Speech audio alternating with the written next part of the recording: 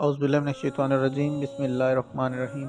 Royal creations के मुअज़्ज़ज़ दोस्तों, अस्सलाम वालेकुम। दोस्तों, एक मरतबा का जिक्र है कि हज़रत इब्राहीम अदहम रहमतुल्लाह अलैह दरिया के किनारे बैठे अपनी गोदड़ी सी रहे थे। अचानक वहाँ से एक वज़ीर का गुज़र हुआ। उसने जो हज़रत इब्राहीम अदहम को इस हालत में देखा तो बड़ी हैरत का इज़हार किया और कहने लगा कि किस कदर अजीम सल्तनत के मालिक और फ़कीरी को अख्तियार करके बैठे हुए हैं। बादशाह होकर फ़कीरों की तरह गोदड़ी सी रहे हैं, जबकि इधर उनके ना होने से सल्तनत बर्बाद हो रही है।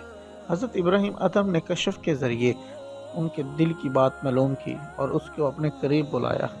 वो वज़ीर जब आपके करीब आया तो आपने उससे फरमाया, तूने अपनी समझ के मुताबिक बात की। इसके बाद आपने अपनी सुई दरिया में फेंक दी और फिर बुलंद आवाज़ में पुकारा कि मेरी सुई मुझे दो।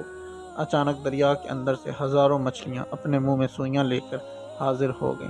तो हज़रत इब्राहीम अदहम रहमतुल्लाह ने आवाज़ दी कि ए अल्लाह, मुझे सिर्फ मेरी सुई चाहिए।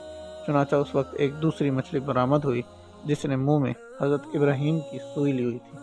आपने वो सुई उस मछली से ले ली और उसके बाद आपने उस वज़ीर को फरमाया कि आप ही बताओ और तवज्जो करो कि ये बादशाही अच्छी है या वो हकीर सल्तनत की बादशाही।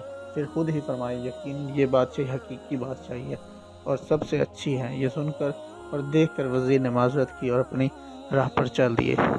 दोस्तों, ये थी हमारी आज की वीडियो। उम्मीद करते हैं आपको पसंद आई होगी। वीडियो पसंद आने की सूरत में मेरे चैनल को लाइक करें, सब्सक्राइब करें और बेल आइकन को प्रेस करें। अल्लाह हाफ़िज़।